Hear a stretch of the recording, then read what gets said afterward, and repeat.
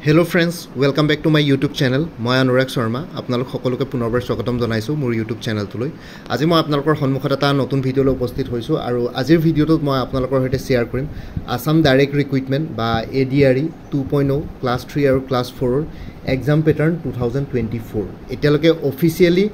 SLRC State Level Recruitment Commission তেওঁলোকৰ official ৱেবছাইটত এতিয়ালৈকে এক্সাম প্যাটাৰ্ন আৰু সিলেবাছৰ বিষয়ে অৱগত কৰা নাই এবাৰৰ কিন্তু যোৱাকালি আমাৰ honourable chief minister of Assam doctor Himanta Biswa শৰ্মাই এটা কি বুলি কয় ভিডিঅ' দিছিলে ভিডিঅ' আপলোড কৰিছিলে তেওঁৰ নিজৰ সোশ্যাল মিডিয়া হেণ্ডেলত সো সেই ভিডিঅ'টোত তেওঁ স্পষ্টকৈ কৈছে যে এবাৰ আসাম ডাইৰেক্ট ৰিক্ৰুটমেন্টত যেহেতু আগতে প্ৰথমবাৰ কি বুলি কয় APSC আৰহিত পৰীক্ষা অনুষ্ঠিত কৰিব বুলি কৈছিলে যেহেতু প্ৰিলিমিনাৰী মেইনছ ভাইভা বা স্কিল টেষ্ট ঠিক আছে তিনটা ষ্টেজেছত হ'ব বুলি কৈছিলে গ্ৰেড 3 পৰীক্ষা কিন্তু হেতু কেনসেল কৰিলে বহুতৰ ৰিকুৱেষ্ট পাই পেলে তাৰ পিছত তেওঁ আৰু এটা ভিডিঅ' দিলে সেকেন্ড ভিডিঅ'টো তেওঁ ক'লে যে এটোৰ ওপৰত বিবেচনা কৰিম বহুত বিলাক ক্যান্ডিডেটে তেওঁ এটোৰ ওপৰত ৰিকুৱেষ্ট কৰিছে যে এবাৰ এক্সাম প্যাটাৰ্ন চেঞ্জ কৰিব নালাগে বুলি যেহেতু পৰীক্ষালে টাইম কম আছে সো তাৰ পিছত যোৱাকালি তেওঁ আৰু এটা ভিডিঅ' ৰিলিজ কৰিলে তাত তেওঁ ক'লে যে এবাৰ এক্সাম প্যাটাৰ্নটো ফাইনালি গুটেখিনি ডিসকাশন কৰি পেলাই সকলোৰে লগত যিমানখিনি মানুহ ইনভলভ আছিল গুটে এক্সামিনেশন প্ৰসেছটো সো তাত আমাৰ চিফ মিনিষ্টাৰৰ লগত গুটেখিনি বস্তু ডিসকাশন কৰি পেলাই এটোৱে পালে যে এবাৰ আসাম ডাইৰেক্ট ৰিক্ৰুটমেন্ট 2.0 ৰ গ্ৰেড 3 গ্ৰেড 4 ৰ কাৰণে এক্সাম প্যাটাৰ্নটো এটা সিঙ্গল এক্সাম হ'ব তাৰ পিছত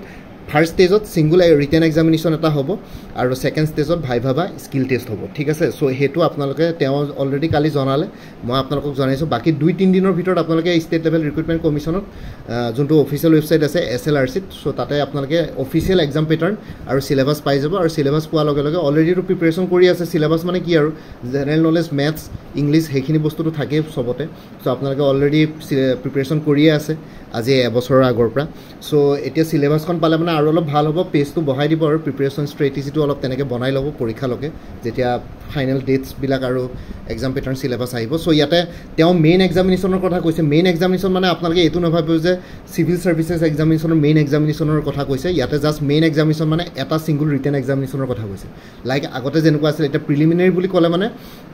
মানে এটা এক্সামৰ পাছত যদি আৰু এটা মেইন এক্সাম থাকে তেতিয়া হেতু প্ৰিলিমিনাৰী বুলি কয় ইয়াতে যেহেতু সিঙ্গল ৰিটেন এক্সামিনেশন সো হেতু কাৰণে তেওঁ ভিডিঅটো উল্লেখ কৰিছিল যে মেইন এক্সামিনেশন সো মানে এটা সিঙ্গল ৰিটেন এক্সামিনেশন হ'ব ফাৰ্স্ট স্টেজত যেনেকে 2022 আসাম ডাইৰেক্ট ৰিক্ৰুটমেন্ট 2022 যেনেকুৱা হৈছিল তেনেকুৱাই হ'ব আৰু সেকেন্ড স্টেজত ভাইভা বা স্কিল টেষ্ট থাকিব ভাইভা মানে আপোনালোকৰ পাৰ্সোনাল ইন্টাৰভিউ থাকিব পাৰে নহয়বা স্কিল টেষ্ট থাকিব পাৰে স্কিল টেষ্ট মানে কম্পিউটাৰ স্কিল টেষ্ট যেনেকে লাষ্ট টাইম হৈছিল নহলে আপোনালোকৰ ড্ৰাইভাৰ বিলাকৰ কাৰণে যিখিনি ড্ৰাইভাৰ পোষ্ট আছে তাৰ কাৰণে ড্ৰাইভিং স্কিল টেষ্ট হ'ব স্কিল টেষ্ট মানে যোনটো ডিপাৰ্টমেন্টত যাব তাৰে সেই ডিপাৰ্টমেন্টৰ ৰিলেটেড যোনটো স্কিল লাগে হেতু টেষ্ট হয় ড্ৰাইভাৰ বিলাকৰ কাৰণে অবিয়াসলি আপোনালোকৰ ড্ৰাইভিং স্কিল টেষ্ট থাকিব ড্ৰাইভ কৰি দেখুৱাব লাগিব আৰু নহলে বাকি অন্য বিলাকৰ কাৰণে কম্পিউটাৰ স্কিল টেষ্ট যোনবিলাক ডিপাৰ্টমেন্টৰ কম্পিউটাৰ কাম কৰিব লাগিব আৰু কিছুমান ডিপাৰ্টমেন্টত হয়তো কম্পিউটাৰ কাম থাকিব কিন্তু বহুত কম থাকিব সো তেওঁলোকৰ কাৰণে মেবি ভাইভা হ'ব মানে only graduate without computer certificate যদি কোনোবাই এপ্লাই কৰিছে এবাৰ হয়তো তেওঁলোকৰ কাৰণে এটা মৌখিক সাক্ষাৎকাৰ থাকিব মানে ভাইভা ভোজ থাকিব বা পাৰ্সোনাল ইন্টাৰভিউ থাকিব পাৰে ঠিক আছে হেতুৰ ওপৰত এতিয়ালৈকে একো গম পোৱা নাই অফিচিয়েলি অৱগত কৰিব আপোনালোকৰ SLRC সো তাৰ কাৰণে আমি ওয়েট কৰিব লাগিব কিন্তু প্ৰিপাৰেচনটো কমাই নিদিব এটাই সিঙ্গল এক্সামিনেশন হ'ব আৰু সেকেন্ড স্টেজত ভাইভা বা স্কিল টেষ্ট থাকিব সো দুটা স্টেজত এক্সামিনেশন কমপ্লিট হৈ যাব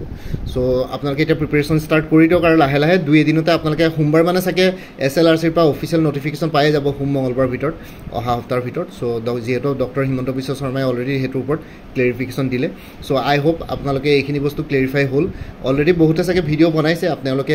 অৱগত তেওঁলোকৰ পৰা আপোনালোকে গম পাইছে গুটেখিনি বস্তু তথাপিতো মই মোৰ ফালৰ পৰা কৰি দিছো কাৰণ মোৰ চেনেলটো বহুতখিনি ক্যান্ডিডেট জড়িত হৈ আছে মোৰ লগত বেসিক্যালি মোৰ চেনেলটো APSC ফোকাস কৰে তথাপিতো আসাম ডাইৰেক্ট ৰিক্ৰুটমেন্ট লাষ্ট টাইমো ফোকাস কৰিছিলো বহুতখিনি ভাল ৰেসপন্স পাইছিলো আৰু অন্যান্য এক্সামছ বিলাকো ফোকাস কৰি থাকো সো এই কাৰণে মই মোৰ ফালৰ পৰা আপোনালোকক জনাই দিলো বাকি আপোনালোকে যদি অন্য এক্সামছ বিলাকৰ কাৰণে প্ৰিপাৰেচন কৰি আছে তেতিয়ালে কিছুমান কোৰ্सेছ এভেইলেবল আছে আৰু কোনবাই যদি অলৰেডি মোৰ পৰা কিবা কোৰ্স কিনিছে তেওঁলোকে এবাৰ জনাই দিব কোনটো কোৰ্স কিনিছে কাৰণ কিছুমান কোৰ্সত মেটেৰিয়েলছ কমন পৰিব পাৰে কমন থাকিব পাৰে সো তেতিয়া আপোনালোকে কমন মেটেৰিয়েলছ খিনি বাদ দি পেলাই বাকিখিনি মেটেৰিয়েলছ ললে হ'ল তেতিয়া প্ৰাইসটো অলপ কমি যাব সো কোৰ্সেছ বিলাক হ'ল এভেইলেবল কোৰ্সেছ বিলাক হ'ল APSC assistant accounts officer APDCL AGCL ৰ কাৰণে ফুল কোৰ্স এটা এভেইলেবল আছে 400 ত ইয়াতে ফুল কোৰ্সত আপোনালোকে GK ইংলিশ তাৰপিছত মেথছ ক্লাছ 10 ষ্টেণ্ডাৰ্ডৰ ডেছক্ৰিপটিভ পেপাৰখন কমপ্লিটলি পাব খালি ডিগ্ৰী লেভেলৰ ষ্টেটিষ্টিক্স মেথমেটিক্স আৰু একাউণ্টেঞ্চিৰ যোনকেইখন অপশ্যনেল বা কোৰ্ছ ছাবজেক্টছ আছে সেইখিনি এই কোৰ্ছটোত এভেইলেবল নাই মানে কোৰ্ছটোত ইনক্লুডেড নাই চ' সেইখিনি এতিয়ালৈকে প্ৰিপেৰেশ্যন কৰা নাই কাৰণ তিনিখন স্পেচিয়েলাইজ পেপাৰ হয় তিনিখন প্ৰিপেয়াৰ কৰিবৰ কাৰণে বেলেগ বেলেগ মানুহ দৰকাৰ পৰে প্ৰিপেৰেশ্যন কৰিবৰ কাৰণে বহুতখিনি চ'ৰ্চেছ দৰকাৰ পৰে চ' সেইখিনি বস্তু ইমান ইজি নহ'ব সেইখিনি বস্তু প্ৰিপেয়াৰ কৰিবৰ কাৰণে ডিগ্ৰী লেভেল বুলি কৈছে মেথছ ষ্টেটিষ্টিক্স একাউণ্টেঞ্চি বাকী তিনিখন পেপাৰ ইয়াতে পাই যাব জেনেৰেল ইংলিছৰ এছে ৰাইটিং প্ৰিচি ৰাইটিং ৰিপৰ্ট ৰাইটিং যি আহে গ্ৰামাৰ্ছ কম্প্ৰিহেনশ্যন তাৰপিছত general নলেজৰ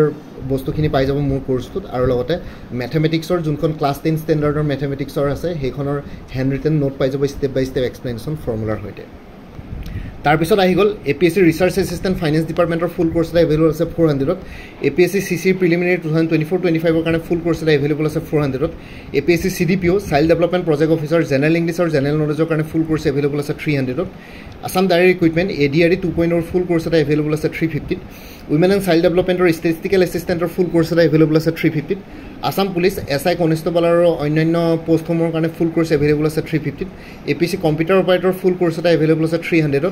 APSC tourism development officer ফুল কোৰ্ছ এটা এভেইলেবল আছে 300ত APSC মটৰ ভেহিকুল ইনস্পেক্টৰ ফুল কোৰ্ছ এটা এভেইলেবল আছে জেনেৰেল ষ্টাডিজ পেপাৰখনৰ ওপৰত 400 আৰু এইখিনি গোটেইখিনি MCQ বেছ কোৰ্ছ হয় মাল্টিপল চইচ কুৱেশ্যনছ থাকিব য'ত এক্সপ্লেনেশ্যন দৰকাৰ এক্সপ্লেনেশ্যন আছে য'ত ষ্টেটমেণ্ট বেছ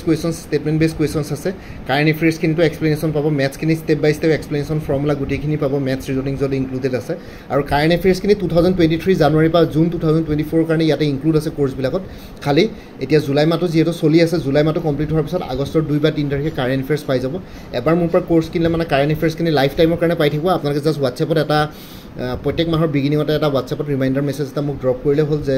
যোৱা মাহৰ কাৰেণ্ট এফেয়াৰ্ছখিনি লাগে চ' আগষ্টৰ 2 বা 3 তাৰিখে আপোনালোকে জুলাই মাহৰ কাৰেণ্ট এফেয়াৰ্ছখিনি পাই যাব কোৰ্ছটো ল'লে মানে এনেকৈ কাৰেণ্ট এফেয়াৰ্ছ আপোনালোকে লাইফ টাইম পাই থাকিব এবাৰ পাৰ্চেছ কৰাৰ পিছত ঠিক আছে এইখিনি জনালোঁ বাকী কোনোবা যদি ইণ্টাৰেষ্টেড কেণ্ডিডেটছ আছে তেতিয়াহ'লে এই হোৱাটছএপ নাম্বাৰটো 9706557851 এই হোৱাটছএপ নাম্বাৰটো মেছেজ কৰি জনাওক আপোনালোকক কোনটো কোৰ্ছ লাগে কোৰ্ছ ডিটেইলছখিনিও শ্বেয়াৰ কৰিম কোৰ্ছত কি কি থাকিব কণ্টেণ্টছখিনি শ্বেয়াৰ কৰিম লগতে পে'মেণ্টৰ লিংক দি দিম পে'মেণ্ট কৰাৰ লগে লগে আপোনালোকে গোটেই কোৰ্ছটো নিজৰ হোৱাটছএপতে PDF ফৰ্মেটত পাই যাব যোনটো ইয়াতে হোৱাটছএপ নাম্বাৰ দিয়া আছে সেইটো অনুগ্ৰহ কৰি কল নকৰিব সেইটো জাষ্ট হোৱাটছএপ মেছেজৰ কাৰণে এভেইলেবল কলৰ কাৰণে এভেইলেবল নহয় বাকী আছাম ডায়েৰী ৰিক্ৰুইটমেণ্ট 2.0 বুলি এটা প্লেলিষ্ট ক্ৰিয়েট কৰি পেলাই এই ভিডিঅ'টোৰ ডেছক্ৰিপশ্যনত লিংক দিয়া আছে সেই লিংকটোত গৈ পেলাই এই পৰীক্ষাটোৰ লগত জড়িত সকলো ধৰণৰ ভিডিঅ'ছ পাই যাব লগতে মোৰ আৰু এটা চেনেল আছে অসম IQ বুলি সেই চেনেলটোৰ লিংকটো এই ভিডিঅ'টোৰ ডেছক্ৰিপশ্যনত দি দিছোঁ আপোনালোকে সেইটো চেনেলো ছাবস্ক্ৰাইব কৰিব পাৰিব চ' যে ভৱিষ্যতলৈ এনেকুৱা ধৰণৰ কম্পিটিটিভ এক্সামছবিলাক দিয়াৰ ক্ষেত্ৰত আৰু অলপ এক্সট্ৰা গাইডেঞ্চ পাই যায় বাকী এই ভিডিঅ'টোৰ ডেছক্ৰিপশ্যনৰ কমেণ্ট ছেকশ্যন চেক কৰিব কোৰ্ছখিনিৰ কথা জানিবৰ কাৰণে লগতে হোৱাটছএপ নাম্বাৰটো নোট কৰি থৈ দিয়ক আপোনালোকে হোৱাটছএপ নাম্বাৰত মোক মেছেজ কৰি জনাওক কোনটো কোৰ্ছ লাগে আৰু বাকী মোৰ ভিডিঅ'ছবোৰ চাই যদি ভাল পায় মোৰ চেনেলটো ছাবস্ক্ৰাইব কৰি ল'ব আৰু লগতে আপোনালোকৰ যিমানখিনি ফেমিলি ফ্ৰেণ্ডছ ৰিলেটিভছ আৰু চিনাকি এক্সপিৰিয়েঞ্চ আছে তেওঁলোকৰ লগত মোৰ চেনেলটো শ্বেয়াৰ কৰিব লগতে কমেণ্ট ছেকশ্যনত জনাব কিবা যদি কুৱেশ্যন থাকে ডাউট থাকে মই নিশ্চয় আপোনালোকৰ কুৱেশ্যনছ আৰু ডাউটছবিলাকৰ ৰিপ্লাই দিবলৈ চেষ্টা কৰিম বাকী আজিৰ ভিডিঅ'টো ইমানতে সমাপ্ত কৰি আপোনালোক সকলোৰে পৰা বিদায় ল'লোঁ কাইলৈ পুনৰ এটা নতুন ভিডিঅ'লৈ আপোনালোকৰ সন্মুখত উপস্থিত হ'ম তেতিয়ালৈকে ভালকৈ প্ৰিপেৰেশ্যন কৰি থাকক সকলোলৈ অল দি বেষ্ট থাকিলে bye take care friends Bharat মাতা কি জয় আই অসম